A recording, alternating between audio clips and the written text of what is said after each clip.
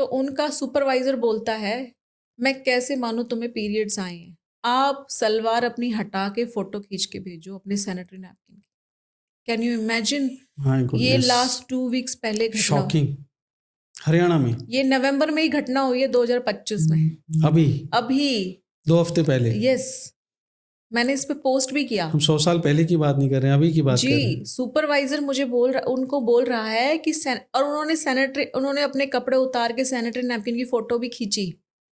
Shocking, very shocking. उसके बाद it's a criminal offence. Yes, Bharat में ही इंडियन विमेन क्रिकेट टीम ने पूरा मैच जीता है। जी। तो क्या उनसे पूछ के मैच रखा गया था कि तुम्हारे पीरियड्स कब है, तुम्हारे कब है? वो अपने पीरियड्स में भी मैच खेल रही है। It is possible.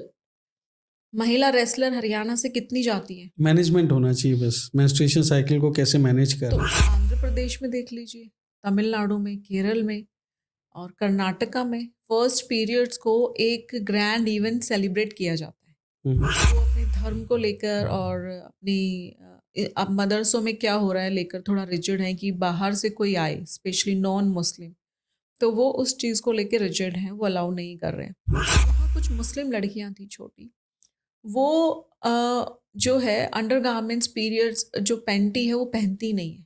क्यों, ऐसा क्यों? क्योंकि ये सब भारत के बच्चे हैं। करेक्ट। ये भारत का भविष्य है। ये कोई हम धर्म के नाम पर इनको नहीं हम कह सकते, और कल को इन बच्चों को ही बुरा लगे। Kama Sutra is more about reproductive health. उसको कैसे हम प्रेजेंट कर रहे हैं? उसको तो एरोटिसिज्म के तरह से कर रहे हैं। भारत के प्रधानमंत्री ने पार्लियामेंट में फर्स्ट टाइम सैनिटरी नैपकिन को मेंशन किया। ये अपने आप में एक बहुत बड़ी बात है। पार्लियामेंट में उन्होंने कहा कि सैनिटरी नैपकिन्स बहुत ज़रूरी है महिलाओं के लिए, उन्होंने बोला। उसको फिर उन्होंने सुविधा पैड्स सरकार ने लॉन्च किए, जो सरकार ने सैनिटरी नैपकिन्स पे जीएसटी हटाया। फिर इसी सरकार ने 2024 नवंबर में मेंस्ट्रुअल हाइजीन पॉलिसी को पार्लियामेंट में पास किया, 1 साल पहले। तो मेंस्ट्रुअल हाइजीन पॉलिसी को पास करने का मतलब है सेपरेट टॉयलेट तो छोड़िए, एक कई स्कूलों में टॉयलेट के नाम पे एक छोटी सी दीवार खड़ी है, इधर लड़के यूज कर रहे हैं, इधर लड़की। तो 2047 से पहले ही हम विकसित भारत अचीव कर लेंगे अगर भारत की महिलाओं को ये 3 चीजें मिलेंगी। इतना वो दम रखती है। आई fully agree with you. Periods को, मेंस्ट्रुएशन को प्राइमरी हेल्थ में डालना चाहिए। इसको as a primary health for women consider करना चाहिए। योगी संस्था के माध्यम से 30 लाख महिलाओं को इसकी जानकारी दी जा चुकी है। 30 लाख महिलाओं को अवेयरनेस तक हम पहुंच गए हैं। आज हमारे पास जो डेटा है कि 30 लाख महिलाओं के साथ हम अवेयरनेस वर्कशॉप कर चुके हैं कि मेंस्ट्रुएशन क्या है, इससे घबराना नहीं है, इस अपनी बेटियों को कैसे जानकारी देनी है, मेनोपॉज होने पर क्या आपको ध्यान रखना है। जिक्र किया मजदूर महिलाओं का। महाराष्ट्र के बीड इलाके में केन जो कटर है, जो महिलाएं हैं गन्ने की कटाई करती हैं, 19-20 साल की लड़की, जब उसके 2 बच्चे 3 बच्चे हो गए हैं, शादियां भी जल्दी हो रही हैं, 17-18 साल में शादियां हो रही हैं, 20-22 तक माँ बन जा रही हैं, तो वो अपने यूट्रस गर्भाशय रिमूव करा रही हैं। बहुत सारी रिपोर्ट्स पढ़ी हैं हमने जी, द गार्डियन जैसे पेपर्स की रिपोर्ट हैं, बहुत सारे मीडिया रिपोर्ट्स हैं, और ये अब से नहीं है, कई सालों से लगातार आ रही हैं, 2025 में भी पब्लिश हो रही हैं। तो सोचिए क्या वहाँ के डिस्ट्रिक्ट एडमिनिस्ट्रेशन को नहीं पता मेंस्ट्रुअल कप यूज करने से वर्जिनिटी ब्रेक होगी, और वर्जिनिटी भारत जैसे देश में अभी भी एक बड़ी बात है, जबकि वर्जिनिटी जैसा कुछ होता ही नहीं है। नमस्कार दोस्तों, नोएडा स्टूडियो में आपका बहुत बहुत स्वागत है। दोस्तों, हमारे देश की महिलाएं, उनका स्वास्थ्य हमारे देश के विकास, हमारे देश के स्वास्थ्य दोनों के लिए बहुत ज़रूरी है। आज आधी आबादी हमारी अगर स्वस्थ होगी तो हमारा देश स्वस्थ होगा, हमारा देश विकास कर पाएगा। जिस विकसित भारत की हम परिकल्पना कर रहे हैं वो विकसित भारत बन पाएगा, क्योंकि महिला भविष्य का भी पूरा ख्याल रखती हैं। वो भविष्य की जो पीढ़ी आने वाली है वो उसकी जननी होती हैं, तो जाहिर सी बात है कि उनका स्वास्थ्य सबसे महत्वपूर्ण होता है। दोस्तों, जो रजोधर्म माहवारी होता है वो एक बहुत बड़ी समस्या भी है, क्योंकि आज भी हमारे देश का एक बहुत बड़ा महिला वर्ग ऐसा है जो मेंस्ट्रुअल हाइजीन से रिलेटेड प्रोडक्ट्स अफोर्ड नहीं कर पाता। तो ऐसे में जो सामाजिक संगठन है, सरकार है, उनकी जिम्मेदारी बहुत बढ़ जाती है। ऐसी एक संगठन की संस्थापक मेरे साथ हैं। संगठन है व्योमनी सोशल फाउंडेशन, वृंदावन में ये बेस्ड है। और प्राची कौशिक जी जो उनकी संस्थापक हैं, ये नोएडा स्टूडियो का सौभाग्य है कि आज वो हमारे साथ इस पॉडकास्ट में उपलब्ध हैं। तो बहुत बहुत स्वागत है प्राची जी आपका। नमस्कार। नमस्कार, कैसे हैं आप? मैं बिल्कुल ठीक हूँ और मुझे बड़ी खुशी है कि नोएडा स्टूडियो में आज मेरा आना हुआ और आप एक जाने माने जर्नलिस्ट हैं और इस मुद्दे को लेके जो आपने एक सोचा कि हम एक पॉडकास्ट करें, चर्चा करें, ये बहुत ही सराहनीय है। बहुत बहुत धन्यवाद आपका, आप पधारे और हमें मौका दिया आपने। मैं आज आपसे जानना चाहता हूँ कि ये कितना बड़ा विषय है, ख़ास करके जो हमारी महिलाएं हैं, एक बहुत बड़ा वर्ग आज भी जो मेंस्ट्रुअल प्रोडक्ट्स हैं उनको अफोर्ड नहीं कर पाती हैं। और ये बहुत बड़ी जिम्मेदारी बन जाती है सरकार की, समाज की। तो ऐसे में आप जैसे संस्था किस तरह से काम कर रहे हैं और बाकी लोगों को कैसे प्रेरणा दे रहे हैं? कितना बड़ा इशू है ये, मुद्दा क्या है? मुद्दा तो ये बहुत बड़ा है आज भी और मेंस्ट्रुअल साइकिल जो है, मासिक धर्म, रजोधर्म और इसको अलग-अलग भाषाओं में अलग-अलग नामों से जाना जाता है। मासिक धर्म के बारे में अगर हम एंशिएंट इंडिया की बात करें, तो पूरी जानकारी थी और महिलाओं को पूजनीय माना जाता था। और मेंस्ट्रुएशन अपने आप में एक ब्लेसिंग है क्योंकि ये रिप्रोडक्शन का, प्रजनन का आधार है। करेक्ट। लेकिन आज के समय में जब महिलाओं को वैसे भी दूसरे दर्जे का समझा जाता है, तो उनसे रिलेटेड जो भी चीज़ें हैं, वो एक बैक स्टेज ले लेती हैं कि क्या ये ज़रूरी है या नहीं। अगर मैं माहवारी की बात करूं, तो माहवारी स्वास्थ्य सुरक्षा को लेकर जानकारी बढ़ी है, लेकिन अभी भी जो उत्पाद हैं, जो प्रोडक्ट्स हैं, जो मेंस्ट्रुअल एब्जॉर्बेंट है, जैसे सैनिटरी नैपकिन और तमाम तरह के अब प्रोडक्ट्स आ गए हैं, उनकी उपलब्धता अभी भी उतनी सहज नहीं है और वो कॉस्टली भी हैं।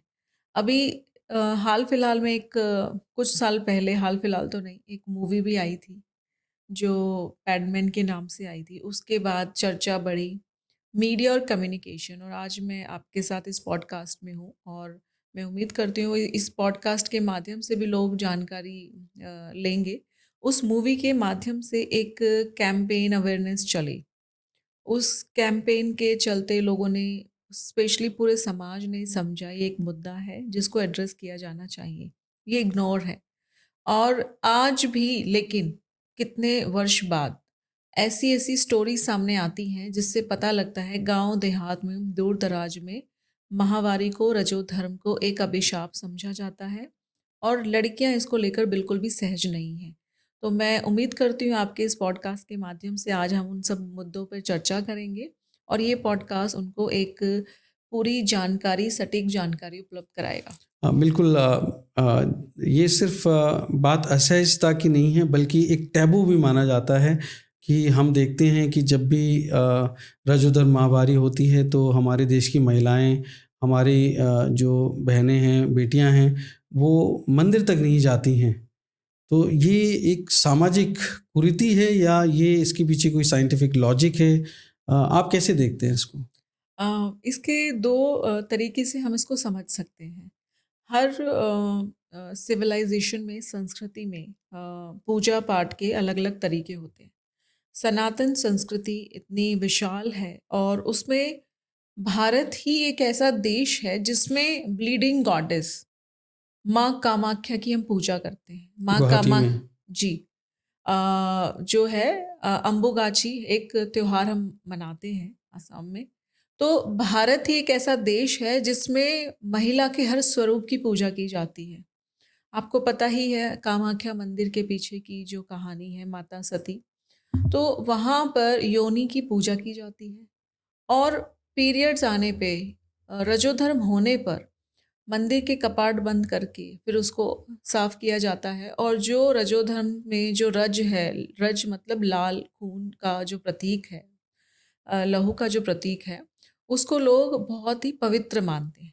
तो उसको अपने लेकर जाते हैं, मंदिरों में रखते हैं, तिजोरी में रखते हैं। तो फिर माहवारी पीरियड्स होती हुई जो महिलाएं हैं, लड़कियां, वो इम्प्योर कैसे हुई, वो करेक्ट। अपवित्र कैसे हुई? तो ये हमें जो डॉट्स है वो कनेक्ट करने हैं, हमें अपनी पुरातन संस्कृति में जो अच्छी प्रैक्टिसेस थी और हर चीज़ को लेकर जहाँ इतना चर्चा होती थी, खुलापन था, उसके बारे में हमें समझना होगा। तो प्राची जी, अगर हम कामाख्या के बारे में बात करते हैं तो उसके पीछे का हिस्टोरिक कहानी क्या है बेसिकली?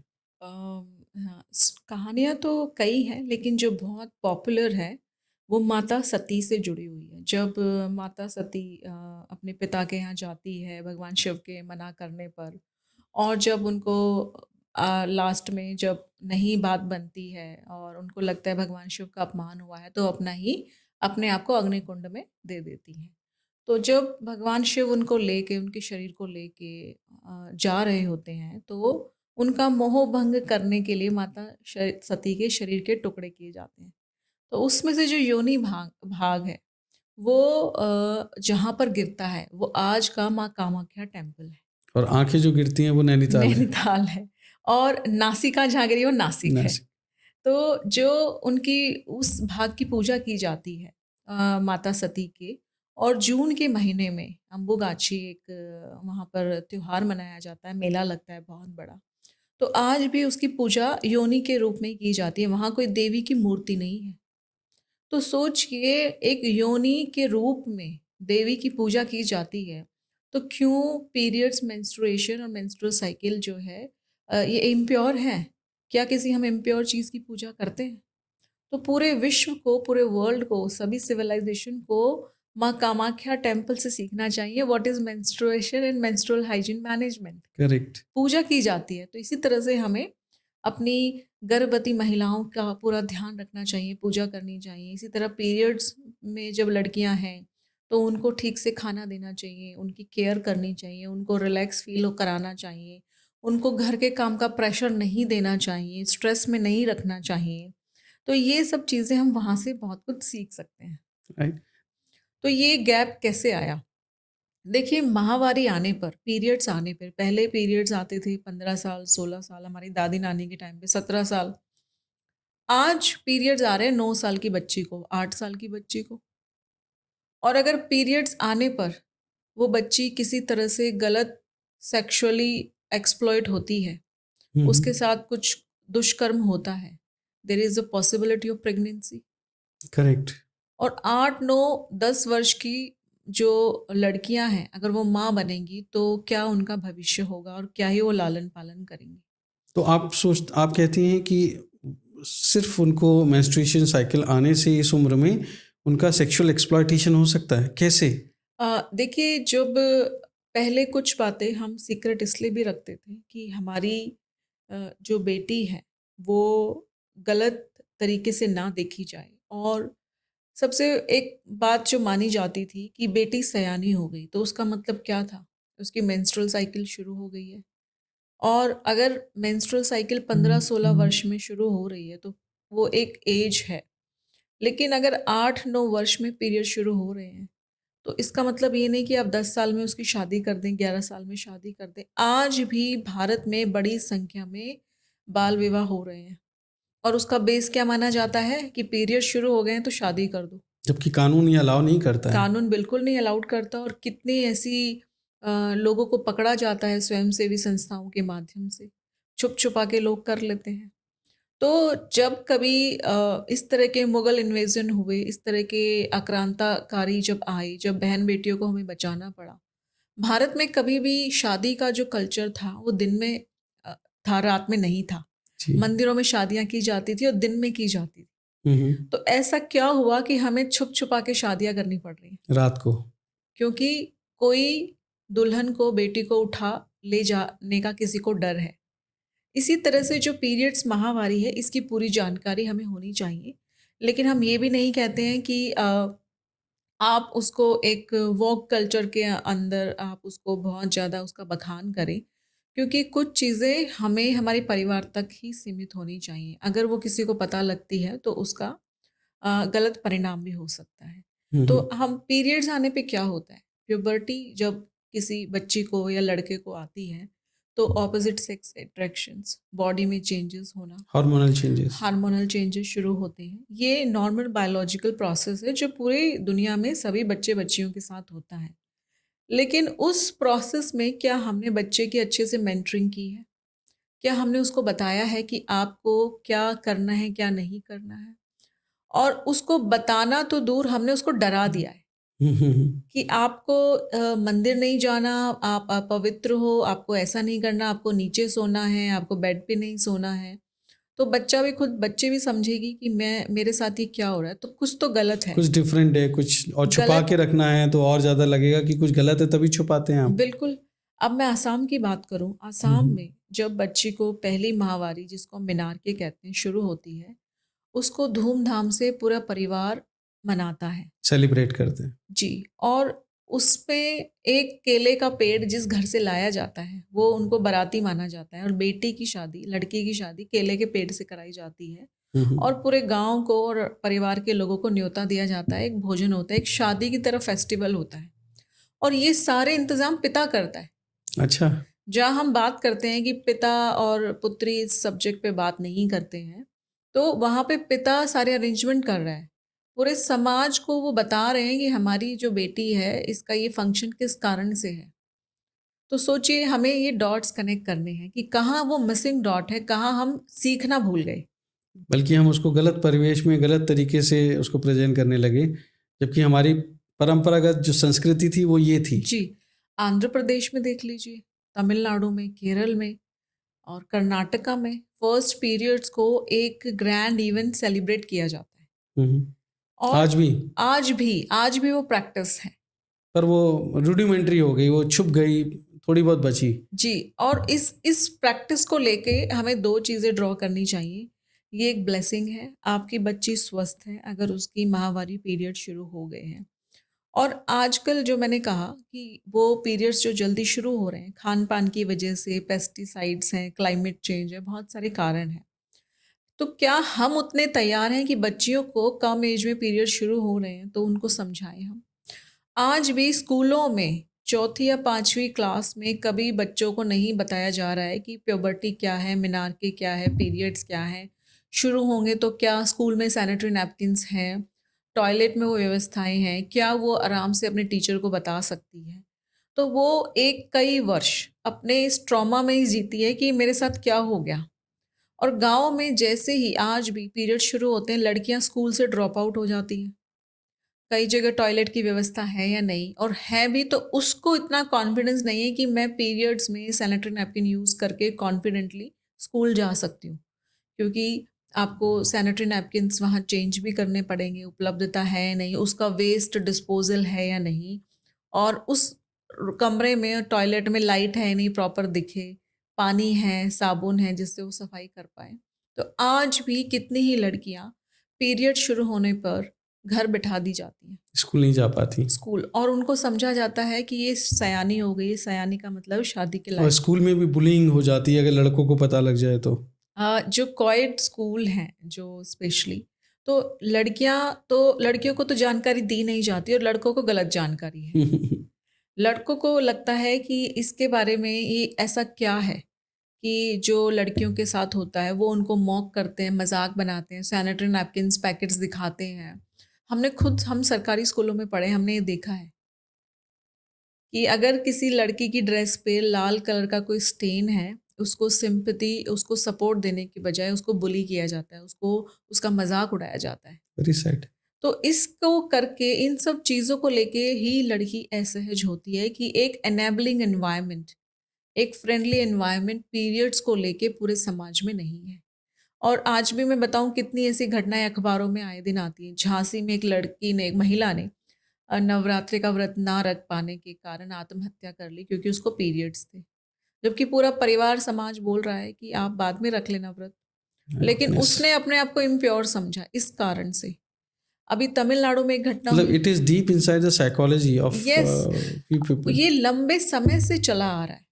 तो इसको ब्रेक करने के लिए इस तरह के पॉडकास्ट, मीडिया इंटरवेंशन, हमारे जैसी स्वयंसेवी संस्थाओं के माध्यम से, सरकार के माध्यम से, पॉलिसी मेकर्स के माध्यम से, स्कूल टीचर्स के माध्यम से, हम सबको एकजुट होकर लगना ये पड़ेगा। डिसरप्शंस बहुत ज़रूरी है। हम स्कूल की बात करते हैं, स्कूल में हमारे यहाँ तरह तरह के सेटअप्स होते हैं। सरकारी स्कूल हैं, कॉन्वेंट्स हैं, मदरसे हैं, अब वहाँ पे किस तरह का आप पूरा माहौल देखते हैं? क्या वो एनेबलिंग एनवायरनमेंट है, लड़कियों के लिए फ्रेंडली एनवायरनमेंट है, हमारी जो बच्चियाँ स्कूल जाती हैं? अ, देखिए, अगर आप मैंने कुछ मदरसों को अप्रोच किया हुँ, कि हम मेंस्ट्रुअल हाइजीन को लेके अवेयरनेस करना चाहते हैं, तो आउटराइटली दे से नो, इस सब्जेक्ट पे बात नहीं करनी। क्यों? समाज वो अपने धर्म को लेकर और अपनी अब मदरसों में क्या हो रहा है लेकर थोड़ा रिजिड है कि बाहर से कोई आए, स्पेशली नॉन मुस्लिम, तो वो उस चीज़ को लेके रिजिड हैं, वो अलाउ नहीं कर रहे हैं। मैं सीतापुर के गवर्नमेंट स्कूल में गई हुँ, प्रोग्राम हुँ। करने मेंस्ट्रुअल हाइजीन का। वहाँ हमने स्कूल टीचर्स को भी ट्रेनिंग दी और स्कूल टीचर्स ने और बच्चों ने भी बताया कि वहाँ कुछ मुस्लिम लड़कियाँ थी छोटी।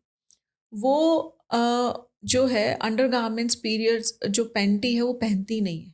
क्यों? ऐसा क्यों? तो मैंने जब उनसे पूछा ऐसा क्यों? तो उन्होंने कहा कि जब पीरियड्स होते हैं हम तभी पहनते हैं और इस टाइम पे हमें अपनी पूजा पाठ की जो विधि है वो करना मना है। और अगर हम पैंटी पहनते हैं तो यूरिन के ड्रॉपलेट्स हमारे कपड़ों में लगे, इससे हम अशुद्ध होते हैं, फिर हम अपनी नमाज अदा नहीं कर सकते। तो ये कैसा लॉजिक है? मुझे ये इतना स्ट्रेंज लगा, ये कैसी बात है? तो हुँ, जब मैंने टीचर्स को कहा तो उन्होंने कहा हम रखते भी हैं एक्स्ट्रा कुछ कपड़े बच्चों के लिए, सैनिटरी नैपकिन्स, लेकिन इनकी माता भी कहती है कि ये हमारे धर्म के खिलाफ है, आप हमें फोर्स मत कीजिए। जबकि ये हाइजीन का मुद्दा है, धर्म से इसका कोई लेना देना है नहीं। करेक्ट। हमारी जब हम अंडरगारमेंट्स पहनते हैं तो हमारे जो रिप्रोडक्टिव ऑर्गन्स है उसके बाद एक लेयर क्रिएट होती है कि कोई भी इन्फेक्शन डस्ट डायरेक्टली एंटर ना करे। फिर हम ऊपर से एक कपड़ा पहनते हैं, कई लेयर्स ऑफ हम कपड़े पहनते हैं, तो जो पैंटी है वो आपको प्रोटेक्ट करती है। तो वो चीज़ ना समझ के उसको धर्म से रिलेट करके मैं तो वहाँ पर लड़कियों को इतने जो है मेंस्ट्रुअल रिलेटेड इन्फेक्शंस हैं, और रिप्रोडक्टिव हेल्थ की जानकारी पूरी नहीं है। और सेम जो मैंने ये पाया सिनेरियो, ये नूह मेवात हरियाणा में जो हुँ, है, हुँ। वो मुस्लिम बहुल इलाका है। बिल्कुल। तो वहाँ पर आज भी कम उम्र की लड़कियों की शादियाँ हो रही हैं, मल्टीपल वाइफ्स हैं और लड़कियों की शिक्षा को बिल्कुल भी प्रोत्साहित नहीं किया जा रहा है। और मेंस्ट्रुएशन को लेकर जब हम वहाँ पहुँचे, हमें अवेयरनेस करनी है, तो बहुत ही कम लोग हम कवर कर पाए, क्योंकि अधिकतर लड़कियाँ शर्मा के या उनके घर के पुरुषों ने हमें अलाउड ही नहीं किया उनसे बात करना। तो एक हमें हमारा टारगेट था कि हम 400-500 महिलाओं को हम जानकारी दें, सैनिटरी नैपकिन्स बाँटें, लेकिन हम 150 महिलाओं में सिमट कर रह गए और वो भी आधे प्रोग्राम में उठकर चली गई। क्योंकि उनको लगा ये तो एक तरह से गुनाह है। सेक्स एजुकेशंस पे, रिप्रोडक्टिव हेल्थ पे बात, ये कुरान में मेंशन है। अच्छा। हमारे साथ कुछ मुस्लिम स्कॉलर्स भी काम करते हैं, वो कहते हैं हमारी कुरान में मेंशन है कि आपको हाइजीन स्टैंडर्ड्स कैसे रखने हैं, रिप्रोडक्टिव हेल्थ कैसे रखनी है। उसके बावजूद तो या तो वो कुरान नहीं पढ़ रहे हैं या वो कुरान को गलत तरह से मिसइंटरप्रिटेशन कर रहे कर हैं। रहे हैं। तो ये कई कल्चरल टबूज भी होते हैं। तो ये कोई एक्सप्लॉइटेशन का कारण भी बनते हैं स्कूल में या मदरसों में इस तरह से? बिल्कुल, जब कोई आप सेल्फ लड़की को कॉन्फिडेंट नहीं बनाएंगे कि अगर कोई डॉक्टर बन के, कोई आपका अपना बन के आपको कोई जानकारी दे रहा है, तो उसका कारण जानकारी देना नहीं, आपको एक्सप्लॉइट करना है, क्योंकि आपने बच्चियों को सिखाया नहीं है क्या सही है क्या गलत है, गलत तरीके से छू रहे हैं।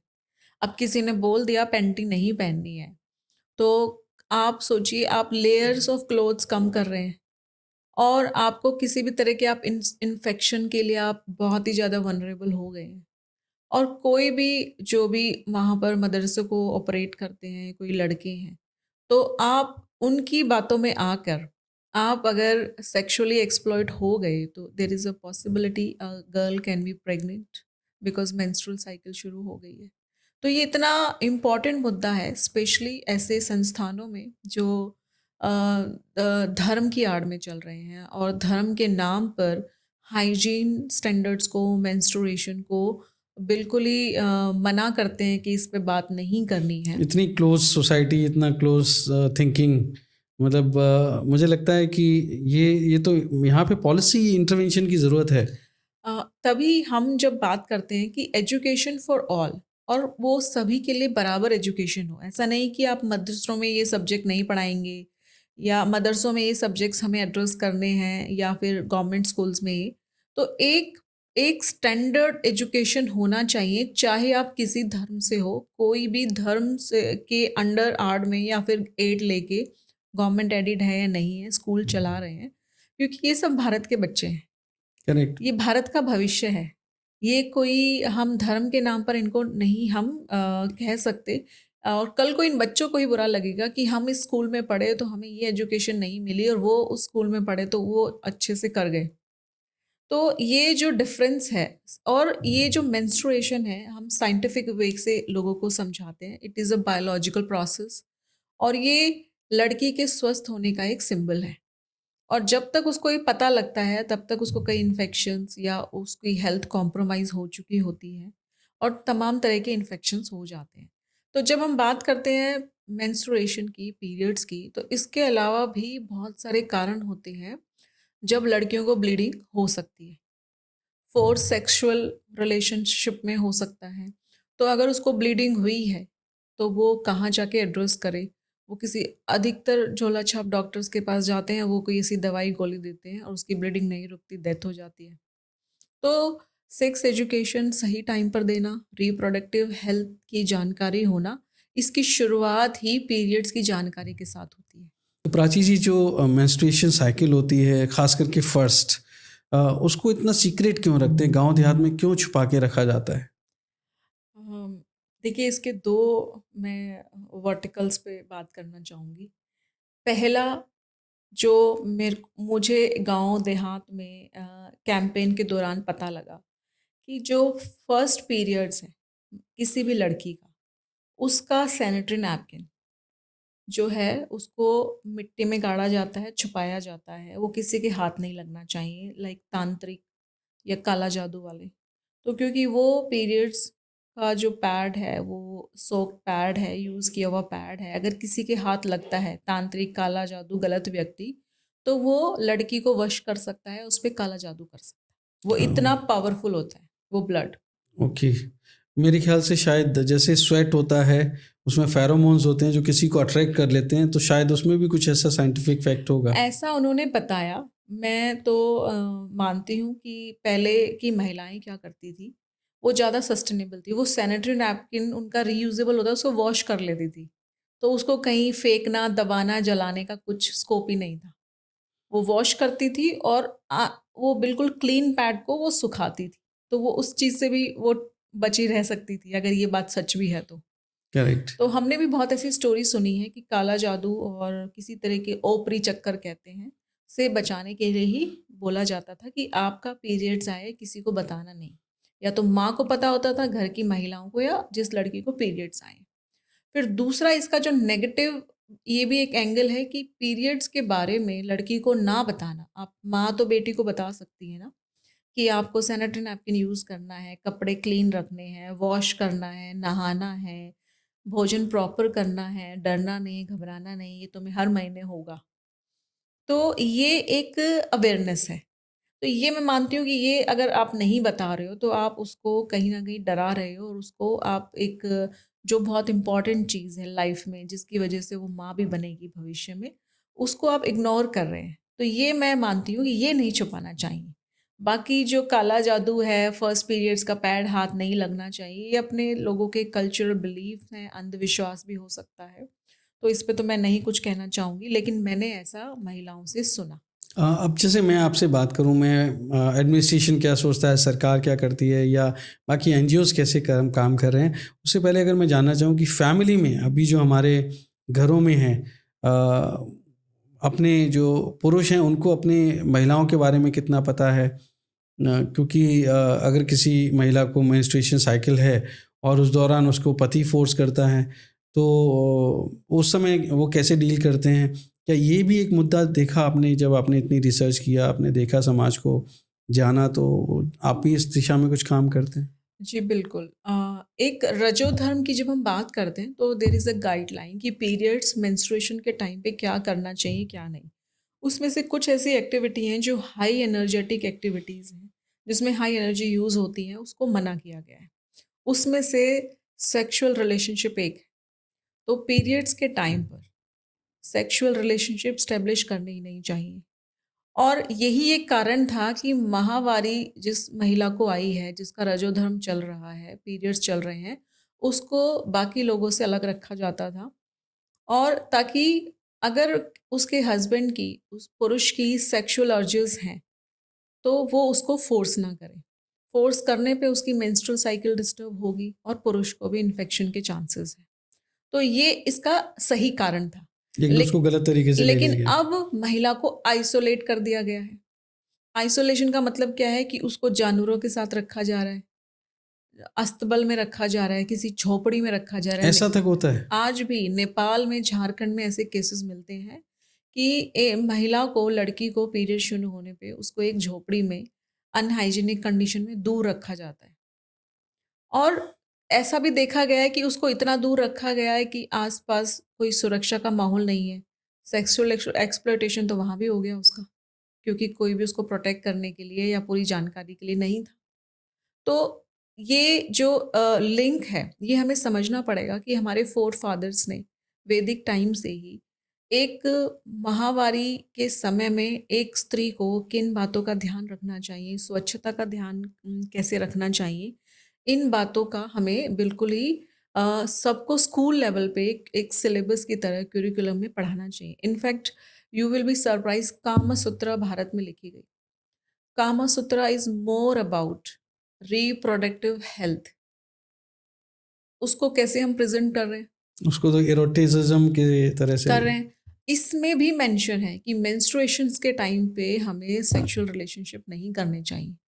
And Kama Sutra is all about 80-90% how to maintain your reproductive health and how to have a good sexual relationship and have a decent married life। इसको साइड में रख के उसको बहुत ही एरोटिक और उसको पोर्नोग्राफी में कन्वर्ट कर दिया गया। तो कोई भी जब ग्रंथ लिखा जाता है, उसका पर्पस होता है समाज को जागरूक करना, समाज को जो है इन्फेक्शन से बचाना। और अगर आप पानी तो पीते ही हैं, आपको पता है कैसा पानी पीना है। अगर आपकी वाटर बॉडीज ही सारी पोल्यूट हो जाएंगी तो आप क्या करेंगे? फिर भी आपको क्या सिखाया जाता है? पानी उबालिए, पानी को छानिए, मटके की कई लेयर्स बनाइए। अब आरओ सिस्टम आ गया, वाटर प्योरीफायर्स आ गए हैं। तो इसी तरह से जो जिस कारण से वो ग्रंथ लिखे गए, जिस कारण से वो चीज़ है, उसको छोड़ के हमने गलत चीज़ों को पकड़ लिया है। तो मैं 4-5 चीज़ें आपको मैं बताना चाहूँगी जो जी। मिथ और टैबूज हैं। अचार को छूना नहीं है, तुलसी के पौधे को हाथ नहीं लगाना, मंदिर नहीं जाना। आप सोचिए, पहले के समय में मंदिर कॉमन होते थे, टेम्पल्स। तो वाटर बॉडीज में महिलाएं सुबह स्नान करके 4 ब्रह्म मुहूर्त में जाती थी, फिर मंदिर में पूजा पाठ करती थी। आप सोचिए, किसी महिला को पीरियड्स आए हैं, तो क्या वो तालाब में, सरोवर में जा सकती है? अगर वो गई तो क्या होगा? सारा पानी पॉल्यूट हो जाएगा, क्योंकि वो डिस्कार्डेड और अनवांटेड ब्लड है जो बॉडी रिलीज कर रही है। ईश्वर ने राइट। ऐसा सिस्टम बनाया है। तो इसीलिए उसको बोला जाता था कि आप वहां पर अलग से एक जगह पे रहिए, अपनी वहीं कमरे में हाइजीन मेंटेन कीजिए। सर धोने से कोई मना नहीं था, नहाने से कोई मना नहीं था, लेकिन आप हल्का गुनगुना पानी लेंगे या फिर आप जो अपने आप को एक कंड्यूसिव, एक अच्छे एनवायरनमेंट में रखेंगे, तो आपकी हेल्थ ठीक रहेगी। क्योंकि रेस्ट 25 डेज तो आपको बहुत काम करना है। आपको पता ही है भारत में महिलाओं को कितना मल्टीटास्किंग और कितना काम का प्रेशर रहता ही है, पूरा घर संभालना। तो ये व्यवस्थाएं तब की थी। आज मॉडर्नाइज कमरे के साथ अटैच टॉयलेट, बाथरूम है, सैनिटरी नैपकिन्स की उपलब्धता है, तमाम तरह के प्रोडक्ट्स हैं, आपके पास गीज़र है, शावर है, आप कर सकते हैं, और घर घर में मंदिर है। तो आप मेडिटेशन, योगा कभी भी मना ही नहीं है। लेकिन ऐसी कोई पूजा पाठ जिसमें आपको भूखा रहना है, व्रत रखना है, आपको डिहाइड्रेट नहीं रहना है, इन चीज़ों के लिए मना है, क्योंकि इससे आपकी हेल्थ, रिप्रोडक्टिव हेल्थ खराब होगी।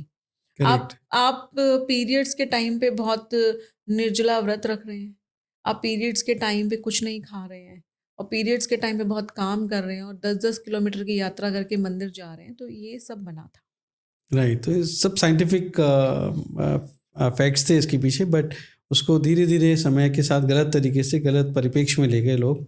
तो अभी जैसे आप एक एनजीओ चला रही हैं और आपका इंटरेक्शन एडमिनिस्ट्रेशन से होता है, सरकार से होता है, पॉलिसी मेकर से होता है, तो वहाँ पे आप किस तरह के गैप्स देखती हैं? क्या अभी पूरी तरह से सिंक में है हमारी पॉलिसीज़? क्या हमारे जो गवर्नमेंट रेगुलेटर्स हैं, जो कंट्रोलिंग बॉडीज़ हैं, क्या वो एब्सोल्यूटली पूरी तरह से इस परिस्थिति को जो आपने अभी प्रेजेंट की है, उस सिचुएशन को पूरा समझते हैं और वो उस तरह से काम कर पा रहे हैं उनको डील करने के लिए? कुछ पॉलिसी लेवल पर सुधार हुए हैं। भारत के प्रधानमंत्री ने पार्लियामेंट में फर्स्ट टाइम सैनिटरी नैपकिन को मेंशन किया। ये अपने आप में एक बहुत बड़ी बात है। पार्लियामेंट में उन्होंने कहा कि सैनिटरी नैपकिन्स बहुत ज़रूरी है महिलाओं के लिए। उन्होंने बोला उसको, फिर उन्होंने सुविधा पैड्स सरकार ने लॉन्च किए जो आर्थिक रूप से कमज़ोर महिलाएं हैं उनके लिए, ये 5-6 रुपए में आपको सैनिटरी नैपकिन्स मिले सुविधा पैड करके जन औषधि केंद्रों पर। फिर इसी सरकार ने सैनिटरी नैपकिन्स पे जीएसटी हटाया। फिर इसी सरकार ने 2024 नवंबर में मेंस्ट्रुअल हाइजीन पॉलिसी को पार्लियामेंट में पास किया। 1 साल पहले। तो मेंस्ट्रुअल हाइजीन पॉलिसी को पास करने का मतलब है कि सभी स्कूल्स में sanitary napkins, vending machine, clean toilet, separate toilet for the girls and boys की उपलब्धता करवाना स्टेट गवर्नमेंट की और गवर्नमेंट की जिम्मेदारी है। तो ये एक बड़ा कदम उन्होंने लिया।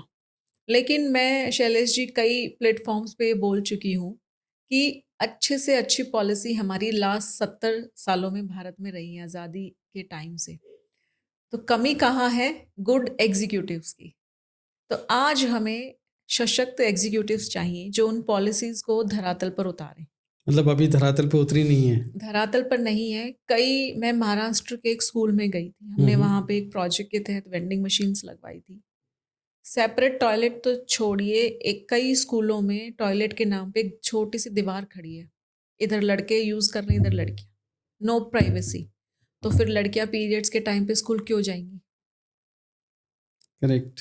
अगर आप चाहते हैं कि भारत की महिलाएं आर्थिक रूप से सशक्त बने, देश की प्रगति में योगदान दें, तो उनको 3 चीज़ें हमें देनी होगी। Safety security, good connectivity, infrastructure और तीसरा है प्लेटफॉर्म्स। तो आप हम कहते हैं कि विकसित भारत 2047 बनेगा। तो 2047 से पहले ही हम विकसित भारत अचीव कर लेंगे अगर भारत की महिलाओं को ये 3 चीज़ें मिलेंगी। इतना वो दम रखती हैं। I fully agree with you. बिल्कुल वो सही इतना कह रहे दम रखती हैं। एक छोटा सा मुद्दा है इंफ्रास्ट्रक्चर का, सैनिटेशन हार्डवेयर का। सैनिटेशन हार्डवेयर क्या होते हैं? Menstrual cup, sanitary napkins, vending machine, incinerator, menstrual waste management. क्या इसकी व्यवस्था स्कूलों में है? अभी नहीं है, सभी स्कूल्स में नहीं है। कुछ राज्य सरकारों ने फ्री सैनिटरी नैपकिन स्कूल्स में दिए हैं। कुछ राज्य सरकारों ने मेंस्ट्रुअल लीव पॉलिसी पास की है, अभी रिसेंटली कर्नाटका सरकार ने की है। हालांकि मैं पर्सनली मेंस्ट्रुअल लीव के पक्ष में नहीं हूँ, क्योंकि अगर आप महिलाओं को ऑफिसेज में मेंस्ट्रुअल लीव के नाम पर अगर उनको 2 या 3 छुट्टियां देते हैं, पहले तो एक छुट्टी में कुछ होता नहीं है, तो आप सोचिए कि महिलाओं को हायर करना कम कर दिया जाएगा। हाँ, 3 दिन अगर महिला नहीं आएंगी, 4 दिन नहीं आएंगी तो स्पेशली प्राइवेट इंस्टीट्यूशंस में। बिल्कुल सही बात है। गवर्नमेंट में तो जो नहीं। प्रॉफिट में कीन करते हैं वो तो सिर्फ यही देखेंगे कि आप हमें। सोचिए कब से हमारे महिलाओं के अधिकार पास हैं। डॉवरी का है, डोमेस्टिक वायलेंस का है। तो डोमेस्टिक वायलेंस मेरे आसपास में कितनी देखती हूँ, तो वो बंद नहीं हो गए कानून आने से। तो हमें क्या करना होगा? हमें महिलाओं के लिए ऑफिसेस में मेंस्ट्रुअल हाइजीन रूम बनाने होंगे, रेस्ट रूम, कि वो 1-2 घंटे आराम कर ले। वर्क फ्रॉम होम की फैसिलिटीज़ दें, क्योंकि जो पीरियड्स में महिलाओं को थोड़ा सा डिस्कम्फर्ट होता है। किसी को पीरियड शुरू होने से पहले होता है और पीरियड्स के टाइम पे वो बिल्कुल काम करती है ठीक से। किसी को पहले दिन होता है, किसी को दूसरे दिन, किसी को तीसरे दिन, किसी के पीरियड्स ही लंबे चलते हैं। तो ये जो समस्या है, more it psychological and social. अगर आप उसको सहज बनाएंगे कि अगर आपको प्रॉब्लम है, आपके एचआर मैनेजर्स, आपका बोर्ड रूम ये डिसाइड करे कि मेरे ऑफिस में 200 महिलाएं हैं, 100 पुरुष हैं, या 200 पुरुष हैं, 200 महिलाएं हैं, तो महिलाओं से ही पूछे, बताओ कि आपको मेंस्ट्रुअल लीव चाहिए? नहीं, बोर्ड रूम डिसाइड करे और उनके लिए वो ऑफिस में ऐसी व्यवस्था करे कि पीरियड्स के टाइम पे वो थोड़ा रेस्ट कर ले, मेडिकल सपोर्ट मिल जाए। आप सोचिए जो ब्लीडिंग है ये कई तरीके से होती है। मिसकैरेज के बाद कोई ब्लीडिंग है, सडन मिसकैरेज हो जाए और आपको सेक्सुअल रिलेशनशिप के टाइम पे आपको ब्लीडिंग शुरू हो जाए या फिर पीरियड्स की ही ब्लीडिंग आपकी इतनी है, तो इसका कारण आइडेंटिफाई करने के लिए आपको डॉक्टर्स, गायनेकोलॉजिस्ट का सपोर्ट चाहिए। करेक्ट। तो अगर आप डॉक्टर्स के कनेक्ट में रहेंगे तो वो बता पाएंगे कि आपके साथ ये क्यों हुआ और क्या प्रिकॉशंस लेनी है। तो ये सपोर्ट हमें ऑफिसेज में और सभी जगह हमें देने चाहिए। हाँ, सरकारी प्राइवेट सभी जगह होना तो चाहिए। ऐसी व्यवस्था होने पे महिला अपनी माहवारी के प्रति ज़्यादा जागरूक होगी और सहज महसूस करेगी। उसको पता है मेरे ऑफिस में भी सैनिटरी नैपकिन्स उपलब्ध हैं। मेरे ऑफिस में अगर मैं किसी को बोलूँगी, अपने कलीग को, मेल कलीग को कि मेरे को पीरियड्स क्रैम्प हो रहे हैं, तो वो मेरा मजाक नहीं उड़ाएगा, वो मुझे परेशान नहीं करेगा। और मेरी मेंस्ट्रुअल साइकिल मेरी प्राइवेट है, मेरी प्राइवेसी का एक हिस्सा है। मैं एचआर में क्यों बताऊँ मुझे पीरियड्स आए? मैं नहीं बताना चाहती। सबकी लाइफ में प्राइवेसी होती है। Why should I disclose my privacy to my HR manager? Correct. और ज़रूरी नहीं है वो एचआर मैनेजर फीमेल ही हो। और आप मैं नहीं किसी फीमेल को भी नहीं बताना चाहती, इट्स माय पर्सनल थिंग। अगर मैं बोल रही हूँ कि मुझे सपोर्ट चाहिए तो मुझे पता है वहाँ ऑफिस में एक कमरा है, वहाँ जाके मैं रेस्ट कर सकती हूँ। मैं बोलूँगी मुझे वर्क फ्रॉम होम चाहिए तो मुझे मिल जाए। तो ये अंडरस्टैंडिंग होनी चाहिए। आप सोचिए इससे रिलेटेड एक घटना हुई है अभी हरियाणा में, रोहतक में कॉलेज में। अच्छा। सैनिटेशन वर्कर्स ने छुट्टी ली हम्म। तो उनका सुपरवाइजर बोलता है मैं कैसे मानूं तुम्हें पीरियड्स आए हैं। आप सलवार अपनी हटा के फोटो खींच के भेजो अपने सैनिटरी नैपकिन की। Can you imagine? हाँ, ये गुडनेस। लास्ट 2 वीक्स पहले घटना हुई। शॉकिंग। हरियाणा में ये नवंबर में ही घटना हुई है 2025 में। अभी अभी 2 हफ्ते पहले। यस, मैंने इस पे पोस्ट भी किया। हम 100 साल पहले की बात नहीं कर रहे हैं, अभी की बात कर रहे हैं। जी, सुपरवाइजर मुझे उनको बोल रहा है कि और उन्होंने अपने कपड़े उतार के सैनिटरी नैपकिन की फोटो भी खींची। Shocking, very shocking. उसके बाद it's a criminal offence. Yes, और इसके लिए पुलिस आई वहाँ पे, सरकार ने भी इसका संज्ञान लिया। वहाँ किसी वीआईपी की विजिट होनी थी, काम का प्रेशर था। तो सोचिए आज हम कौन से भारत की बात कर रहे हैं। मैं स्वामी विवेकानंद जी की एक बात याद करना चाहूँगी। जब वो विदेश में धर्म का प्रचार कर रहे थे तो उन्होंने देखा अमेरिका में महिलाएं अपने डिसीजंस ले पा रही हैं और वो पढ़ रही हैं और उनको ऐसा कोई शादी का प्रेशर नहीं है। तो उन्होंने कहा मैं भारत की जो सनातन संस्कृति है, मैं उसकी महानता की यहाँ बात करने आया हूँ। लेकिन एक तरफ मुझे दुख भी है कि भारत में 13 साल की लड़की माँ बन रही है, 12 साल की लड़कियों की शादी की जा रही है। ये कैसा भारत है? अगर 12-13 साल में खुद बच्ची है और वो खुद माँ बन के कैसे उसका लालन पालन करेगी? और अधेड़ उम्र के पुरुषों से उनकी शादियां हो रही हैं, तो उनकी भी डेथ हो रही है, फिर वो विधवा हो रही है। विधवा होने पे उनके साथ अलग शोषण। पूरा वृंदावन जो है किस लिए जाना जाता था एक समय के में कि अगर आप विधवा हो गए हो तो तो आप वृंदावन जाएंगे। वृंदावन चले जाओ। तो जब हम मेंस्ट्रुएशन की बात करते हैं, ये सिर्फ ब्लीडिंग या 3 या 4-5 दिन की बात नहीं, ये है विमेन एम्पावरमेंट की, नारीत्व की, माँ कामाख्या की पूजा की। कि आप महिलाओं की रिप्रोडक्टिव जो शक्ति है, हम शक्ति है ये एक तरह से, पीरियड्स आना, कि हम माँ बनना हमें प्राप्त होता है। जी। और अगर हमें माँ बनना प्राप्त है तो पुरुषों को पिता, इसी कारण से। करेक्ट। अगर मेंस्ट्रुएशन नहीं होगी तो प्रेगनेंसी नहीं होगी। तो रिप्रोडक्शन का बिल्कुल ही आधार है ही। लाइफ साइकिल का बहुत अहम हिस्सा है ये तो। बिल्कुल, और ये महिला की ओवरऑल हेल्थ का इंडिकेशन भी है। आप पुराने वैद्य देख के यही पूछते थे आपकी पीरियड साइकिल ठीक है, प्रेगनेंसी के बाद वो ठीक से रिकवर हो गई, आप एनेमिक तो नहीं हैं। तो इन सब का इससे रिलेशन है। और जिन लड़कियों की मेंस्ट्रुअल साइकिल ठीक आती है, पेन फ्री रहती हैं, हेल्दी है, न्यूट्रिशन उनके अंदर है पूरा, खाती है ठीक से, वो अच्छा परफॉर्म भी करती हैं हर फील्ड में। अभी भारत में ही इंडियन विमेन क्रिकेट टीम ने पूरा मैच जीता है। जी। तो क्या उनसे पूछ के मैच रखा गया था कि तुम्हारे पीरियड्स कब है, तुम्हारे कब है? वो अपने पीरियड्स में भी मैच खेल रही हैं। It is possible. महिला रेसलर हरियाणा से कितनी जाती है? मैनेजमेंट होना चाहिए बस, मेंस्ट्रुएशन साइकिल को कैसे मैनेज कर तो रहे हैं। That's what we call it, Vyomini social foundation menstrual hygiene and health management हम सिखाते हैं। कि आप कहीं भी किसी इवेंट में जाते हो, शादी में जाते हो, प्रोग्राम में जाते हो, इस इंटरव्यू कितनी तैयारियां हम करते हैं। तो इतना इम्पोर्टेंट हिस्सा आपके जीवन का पीरियड्स जो आपके साथ 45 साल रहेगा, इतने लंबे समय के लिए वो आपके साथ रहती है मेंस्ट्रुअल साइकिल। फिर अपने आप वो चली जाती है, मेनोपॉज स्टेज पे हम आते हैं। अब पीरियड्स जल्दी शुरू हो रहे हैं तो ख़त्म भी जल्दी हो रहे हैं। 30 साल की लड़कियां पेरी मेनोपॉज फील कर रही हैं, मेनोपॉजल। तो पूरा जो फर्टिलिटी का ग्राफ है वो कम होता जा रहा है। अगर पीरियड्स आने की डेट जो है, मीनार के जो है वो जल्दी शुरू हो रहा है, तो पीरियड्स ख़त्म भी जल्दी हो रहे हैं। मेनोपॉज जल्दी आएगा। तो फर्टिलिटी का जो आपका एक साइकिल है हम्म, वो कम हो गया है।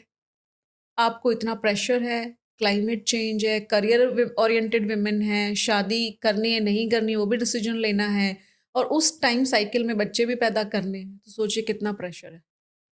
तो हमें as a society, government, policy makers periods को, मेंस्ट्रुएशन को प्राइमरी हेल्थ में डालना चाहिए। इसको as a primary health for women consider करना चाहिए, और बिना किसी हिचक के सभी आंगनवाड़ी सेंटर्स पर, सभी हॉस्पिटल्स में, स्कूल्स में पीरियड्स को लेकर जानकारी एक कैंपेन के रूप में चलानी चाहिए। सभी रेलवे स्टेशंस, एयरपोर्ट्स पर, पब्लिक प्लेसेस में वेंडिंग मशीन इंस्टॉलेशन होना चाहिए, और इंस्टॉलेशन ही नहीं होना चाहिए, उसका ठीक से मेंटेनेंस भी हो। क्योंकि अक्सर जो वेंडिंग मशीन लगाई जाती हैं, CSR फंड मिल गया, इधर से फंड्स आ गए, लगा दी, ख़त्म काम। उसकी मेंटेनेंस हो, regular accessibility of sanitary napkins हो। बेसिकली ये सिर्फ करने को कर दिया ऐसा नहीं होना चाहिए, ये दिल से होना चाहिए। जी। जो अगर आप सच में चाहते हो कि अगर हम एक अच्छा समाज बनाएं, एक अच्छा देश बनाएं, तो ये इंफ्रास्ट्रक्चर आपको दिल से पूरा बनाना है और उसकी मेंटेनेंस भी करनी है जी। और रेगुलर सप्लाई चेन मेंटेन करनी है। ये एक तो है कि जानकारी का अभाव नहीं होना चाहिए। फिर है एक्सेसिबिलिटी की, आप जब जानकारी रखते हैं तो प्रोडक्ट्स भी उपलब्ध हो, नहीं तो गैप आ जाता है, बिहेवियर चेंज नहीं होता है। और तीसरा है अफोर्डेबल हो, कि हर इकोनॉमिक बैकग्राउंड की महिला उसको अफोर्ड कर पाए। अब हर जगह उपलब्ध तो है, लेकिन आप 200 रुपये, 300 रुपये में एक प्रोडक्ट दे रहे हैं तो वो नहीं अफोर्ड कर तो पाएंगी। आज भी महिलाएं कपड़ा इस्तेमाल करती हैं, आप पाती हैं ऐसा? जी बिल्कुल। राजस्थान में, हरियाणा में, बिहार में आज भी एक सर्वे हुआ था। उत्तर प्रदेश में से तो पॉपुलेशन ज़्यादा है ही, तो वहाँ नंबर्स भी ज़्यादा ही आएंगे। ऐसा राज्य है जहाँ पर अभी भी महिलाएं कपड़े का इस्तेमाल ज़्यादा करती हैं। लेकिन मैं इस चीज़ को गलत नहीं मानती, क्योंकि हम खुद रीयूजेबल सैनिटरी नैपकिन्स को प्रमोट करते हैं। तो जब हम सस्टेनेबल सैनिटेशन, मेंस्ट्रुएशन की बात करते हैं, तो 2 प्रोडक्ट्स हम प्रमोट करते हैं, मेंस्ट्रुअल कप और रीयूजेबल सैनिटरी नैपकिन्स। लेकिन वो रीयूजेबल सैनिटरी नैपकिन्स जो है, वो आपका अलमारी से, संदूक से निकला हुआ कपड़ा नहीं होना चाहिए। वो स्पेशली एक अच्छी क्वालिटी के फैब्रिक से बना हुआ सैनिटरी नैपकिन है, जिसके हम ट्रेनिंग भी देते हैं, महिलाओं को बनाना भी सिखाते हैं।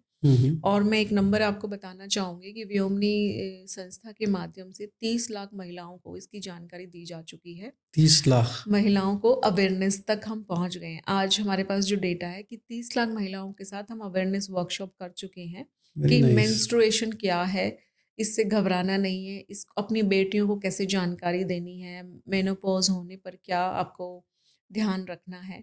तो ये एक पूरा जो साइकिल है, एक लंबा चरण है जीवन का। ईश्वर ने जो महिलाओं को दिया है पीरियड्स, इट्स अ ब्लेसिंग।